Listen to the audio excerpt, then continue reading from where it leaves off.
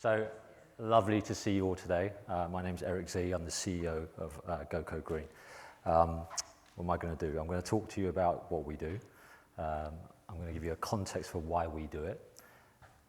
I'm going to talk to you about how we do it, and I'm going to show you some results, okay? And this is all about decarbonising the digital world in which we live. I was out there a minute ago. Someone with a software developer's thing on their badge said, we said, oh, you should come into this room. You're a coder. He said, green stuff, not bothered. Freak, what a start to, what a start. Anyway, and he didn't bother to come in. So let me try and give you a sense of why he should have bothered. Before I start though, I did a walk from Haymarket to here this morning to get here. 6 weeks ago, I did the same walk. And I was invited by the Edinburgh Climate Change Institute to do a talk to some students. I love doing that stuff because in that session, it's about trying to engage with the next generation of digital leaders. You know, my hope would be someone in that room may well remember me in a few years' time and think, remember that crazy guy talking about decarbonising digital stuff? Yeah, I still remember it. Today, I'm in a room of digital leaders of today. In this place, Dynamic Earth, and you've chosen to be here. Thank you so much. Okay. Right. Let me tell you a little bit about what motivates me before I kick into everything. I just want to tell you this story. I did this thing. Let's see if this works. It doesn't work. Turn it on the side. Huh? I found this thing a minute ago. There you go. I came to the UK. I actually moved to London from Hong Kong in 1976. So you can work out my age. Right, I was 5. There's me. There were two things about moving to London in 1976 I always remember from Hong Kong. Really green, lots of open spaces. Yeah. And there's me, my brother, and my sister, I think in Hampstead Heath or something. The other thing I remember, and some of you look old enough to maybe have remembered this, was that London was full of flying ants. They were everywhere in 1976, that summer. Freaked me out. Kind of little Chinese boy coming to this country. Anyway, flying ants everywhere, over all the cars and everything. Okay. I no longer live in London. I live in Suffolk in East Anglia. And over the last couple of years, I've seen these flying ants appearing again all over the place. And I was kind of thinking, what's going on? The Met Office showed in 1976 it was an abnormally hot year. Yeah. In the last couple of years, look at the temperature rising. And flying ants love long periods of deep heat. They go and dig into the ground, they go and do their thing, right, and multiply, and they all come out. Bear with, I'll get there soon. NASA's heat map of the planet, 1976, June 1976. It kind of measures the anomalies of temperature around the world. So you can see a hot spot across UK and Western Europe. You can see another hot spot down here, which is not particularly healthy, right, over Antarctica. But in general, the temperature in 1976, you can see it was pretty stable, minus 0.15 degrees. June 2022, the heat map of the planet, yeah, and temperature's changing.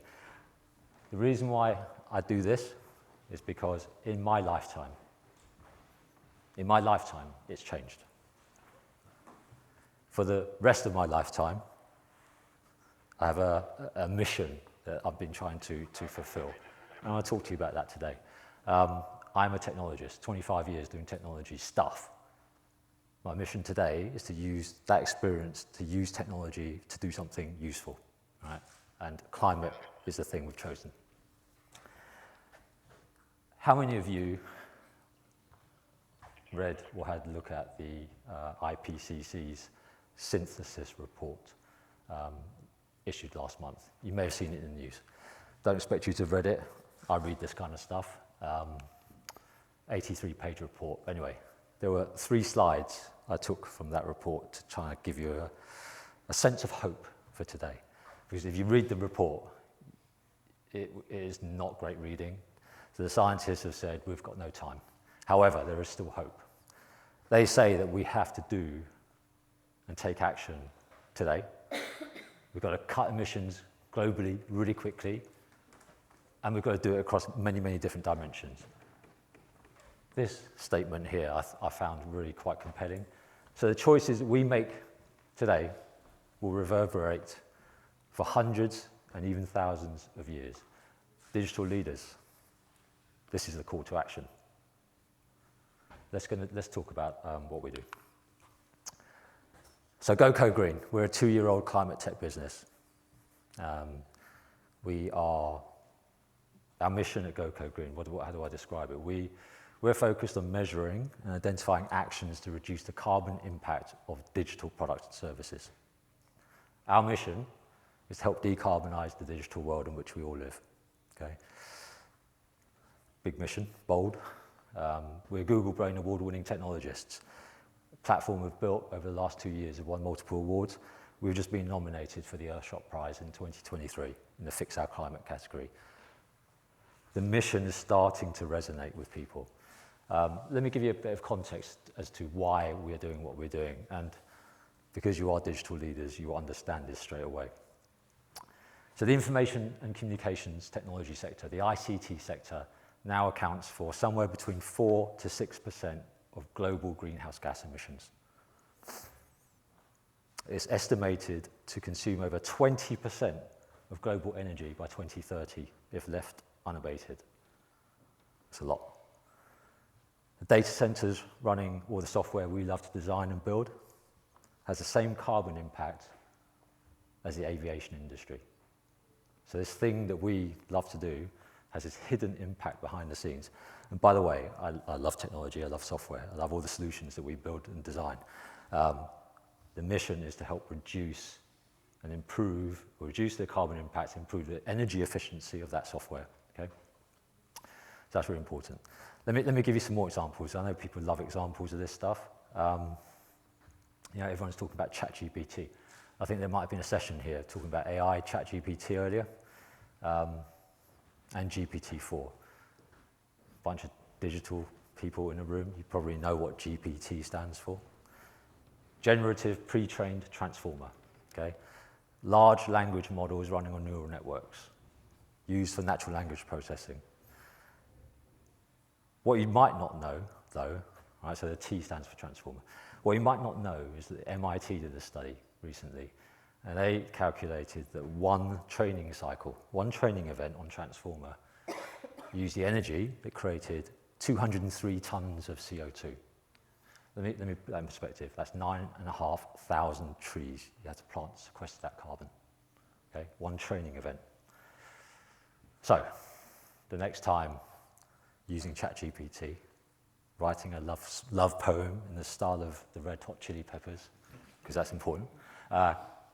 Just before you submit, have a think. What's another good example? Bitcoin. Everyone talks about Bitcoin being dirty.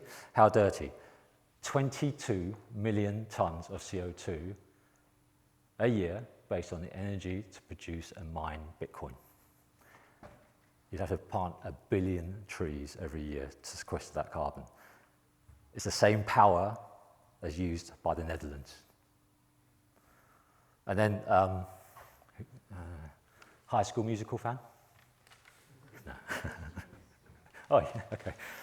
If you were a High School Musical fan, you would know that Olivia Rodrigo launched her song Driver's License, right? Went viral last year, whenever.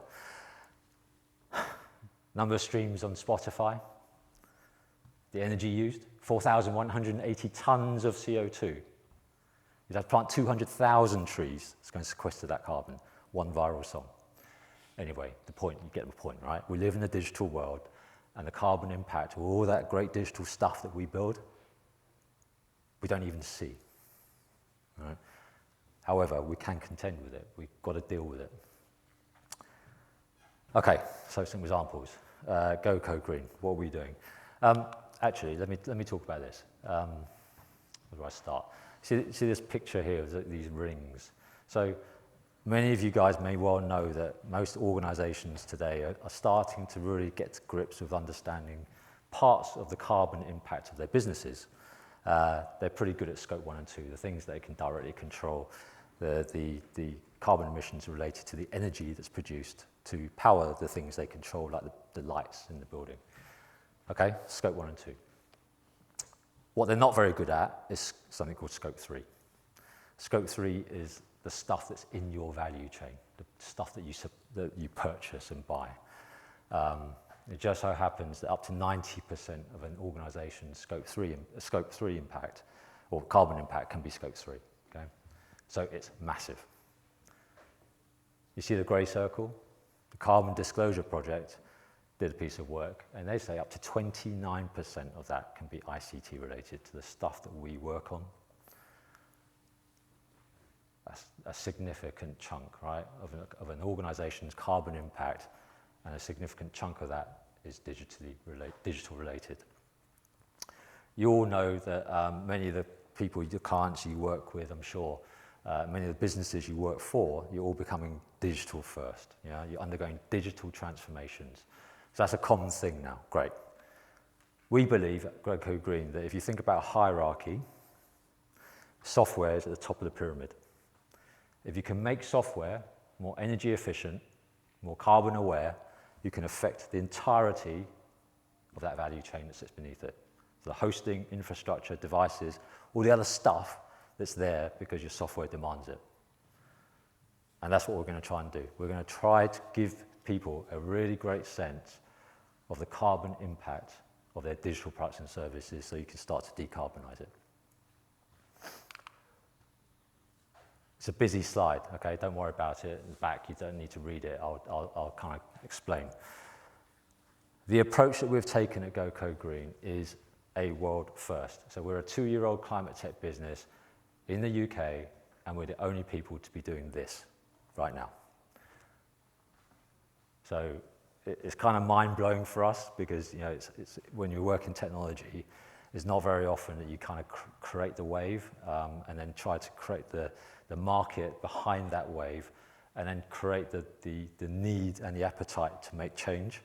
So alongside the product development, we're having to do and contend with all kinds of other things. The guy outside the room, green stuff, I'm not bothered. That's part of the cultural shifting that's required, yeah? And that's really hard work. But anyway, we've taken an approach that we think is really, really different to what most people are currently thinking about when they start talking about sustainable IT or decarbonisation of digital capabilities. And you may well know this, but most people, is anyone here from AWS or Azure or GCP? Great, I'm not going to offend anyone then. Most people are thinking, well, actually, if I can get rid of some servers or move some stuff to cloud, then I'm done because those big cloud providers are telling me they've been carbon neutral for the last 20 years. Don't believe it. It's not true, and it cannot be true. There's not enough renewable energy in the planet, right, to power that stuff, and it's not plugged in to those data centers. Yeah? So you've got to take a different perspective on things. So what have we done? You've heard of the Greenhouse Gas Protocol. Yeah? There's a series of standards that the Greenhouse Protocol has. And the scope 1, 2, and 3 stuff I was talking about are part of those standards. However, they also have 2 other things that are really, really important.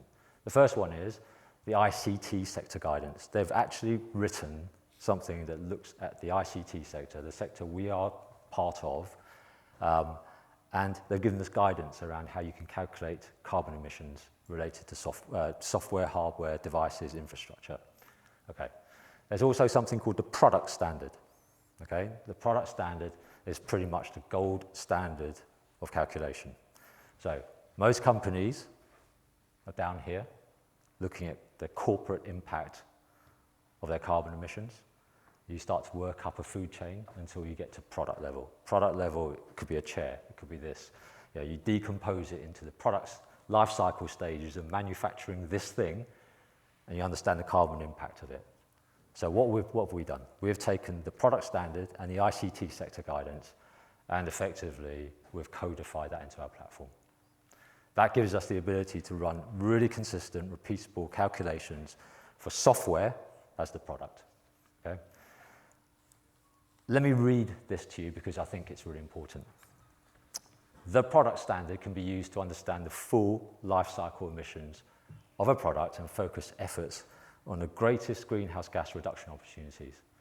It's the first step towards more sustainable product, and the results can create competitive advantage by enabling better product design, increasing efficiency, reducing cost, removing risk. Aren't those amazing things to try to achieve, right? In any dimension, those are great things. So the product standard allows us then to really hone in each life cycle stage of software development to target the actions that you can take to reduce the carbon impact of that product. Okay? So that's the very basis of what we're trying to do here. We've built the platform and the calculation methods to be able to do that. And when you can start to measure, then you can start to take action. And because we're targeting the actions in the right places, in the right life cycle stages, we can affect the most change. Okay? So this is not about moving your workload to cloud. This is really fundamentally understanding the way that you've developed and designed your digital products and services, and then starting to take action at that level. I think, I don't know, there's two of the team here, Sarah, who's our CEO and head of partnerships, and Gareth, who's our chief client officer. I think that we are maybe another order in terms of the kind of carbon emission calculations that are going on right now, okay? And as digital leaders in this room, leadership comes down to a number of things. I think there's a talk next door about leadership. You know? Leadership for me comes down to a couple of things here, which is taking the challenge of something that's incredibly difficult and will challenge the very basis of your clients or your business's understanding of the way that you design and develop these things, and shifting it and taking the people with you. That's a real leadership thing. Okay. When you go through our process, what happens? Again, at the back, don't worry, this stuff's going to be sent out. There's a couple of really interesting things we're trying to do here. We're breaking everything into life cycle stages for the product. So imagine this is a software application, okay? You see this kind of energy rating thing? You're all familiar with it, right? Yeah, so the electrical plants that you buy or the homes that you buy have an energy rating. We've built an energy rating scheme for software products. We rate and assess. We break down the calculations at life cycle stages, and it gives you a real sense of granularity around where you can target action. And you can see what we're doing here. We're breaking everything into scope 1, 2, and 3. We're identifying actions that are specific to the life cycle stage for that product. What you do with that is going to be interesting. We're going to start to tell you things that you might not want to know.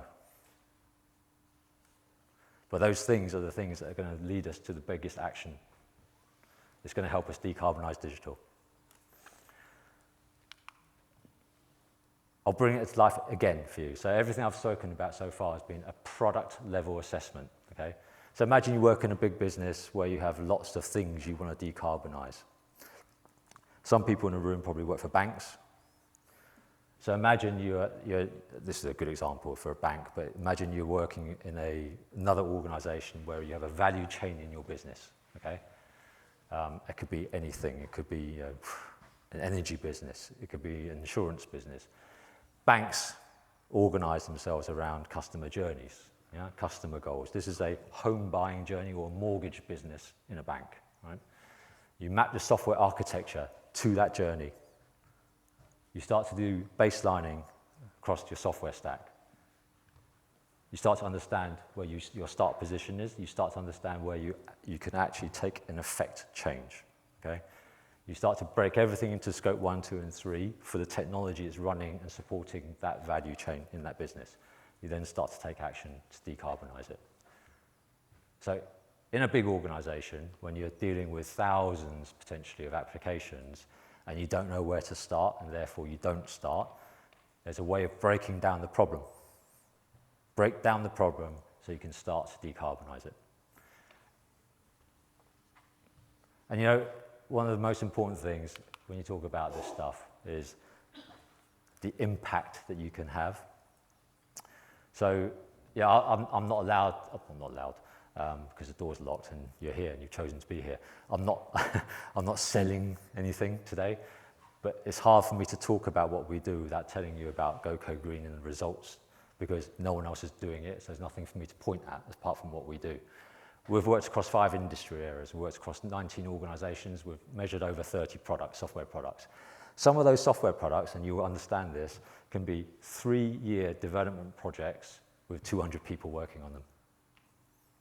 Yeah, and we're doing full life cycle assessment that counts the carbon impact, including the developers, yeah, and the travel they take, the compute choices they've taken, the hosting choices they've taken, down to the processor level and the performance of those processors and the energy they consume.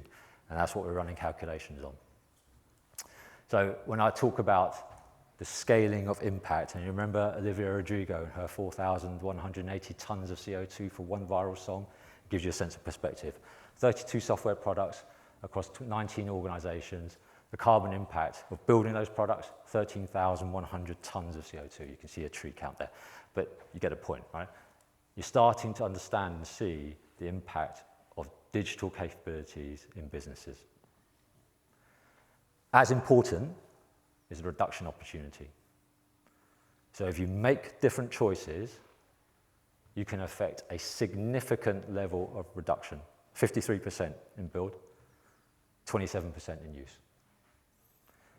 And let's put it into perspective, right? For these 32 software products, you could have not emitted just under 7,000 tons of CO2. You could have not used 22 million kilowatt hours of energy. You would have left 9,000 tons of fossil fuels in the ground. You wouldn't have spent £4.25 million in electricity costs. So, you know, in a world where everyone's constrained now in terms of economy, as well as a challenge of carbon, on every dimension, this starts to become a really compelling thing to do. So, I've only got a couple more slides. The value proposition for people. So why would you even start to think about doing this stuff? Decarbonisation is the key. But for an organisation or a big business, or even actually if you're a fintech and you're differentiating product, decarbonising the product you're building matters. You can reduce cost. You know, the purpose thing, if you have teams of people now who are working, apart from the guy outside who doesn't care, if you have teams of people who actually are people and actually are living in a world where they think, actually, I need to do something, when they come to work, you need to have set them a mission, right? And as technologists, I think, and I've seen it change, but I've seen, particularly over the last 2 years, a real shifting happen of people in technology wanting to contribute towards this, but they don't know how. We think if you can empower them with information and data, really smart technologists are going to find solutions. That's what they do. So attracting, retaining, motivating your talent using, you know, climate decarbonisation as one of the main strands of your culture, really, really important. Product differentiation in the market, really key. If you're a fintech, you're building a new product, you're going to start to understand that actually to sell that product, the people who are buying your products are going to want and demand more from you in this space. In terms of customers are going to want to make choices around the products they use, yeah? And this is a real differentiator. And actually, it's a really great strategy accelerator. So a lot of businesses we work with are already undertaking rationalization, simplification, modernization strategies, and this is a great way to be able to do that. And by the way, I don't think an organization can achieve its net zero commitments now without dealing with its technology. So if you're sitting there in a big organization or any organization making net zero commitments, you've got to tackle your digital. So, GoCodeGreen. We did this to ourselves, as you'd expect us to. We measured our own platform, took action, and reassessed. What's the right word, Sarah? We don't like to use the word offset anymore, do we? We compensated for the residual carbon that was left in our platform, because there always will be. We partnered with a company called Sea Trees, who plant kelp in the sea. Did you know kelp? It's interesting. Kelp is one of our favourite topics. Kelp grows 30 times faster than a tree. It sequesters 20 times more carbon. So when people start talking to you about, let's go and plant some trees, go and plant some kelp instead. Anyway, we partnered with Sea Trees, and we compensated for the residual carbon in our platform, i.e. we are now a carbon neutral platform. The idea being that if you use GoCodeGreen to run assessments in your business, we do not add to your Scope 3 emissions. So imagine a world where we could actually decarbonize as many software products as possible and get them to this stage. Look at the numbers and add it all up. So we think it's a compelling reason for us to do. So let me leave you with this. Remember, there is hope. Remember that our choices could reverberate for hundreds and thousands of years. I mean, seriously, when someone says that to you and you've got a moment in life, right? You're sitting there, you're standing here, and you're thinking, what am I going to do that people remember for 1 year? Those are the choices we've got. I talk at some of these types of things, and the guy really depressed me when I came in. I'm sorry. I mean, he kind of freaks me out, man. The green stuff, I don't care. Oh, wow. All right. The power in this room, right? That's what I'm going to leave you with. Digital leaders, the power in this room. You work for some of the biggest technology companies, organizations, innovating. You're responsible for digital capabilities. The power in this room. Look at what we can do. Let us help you to measure the impact of what you are doing. Use your people to affect change. And I think, actually, technology could be a leader in this space. They're clapping next door, which means time's up. If you can all clap slightly louder than they did. No, thank you so much for listening. Listen, we are actually out of time. If you have questions, find us. Sarah and Gareth are really great answering really difficult questions. I'm just good at just chatting about this stuff. so find those two. Thank you for having me listening, and hopefully I gave you something today for you to have a think about and take back into whatever you're doing and think, actually, we can affect change.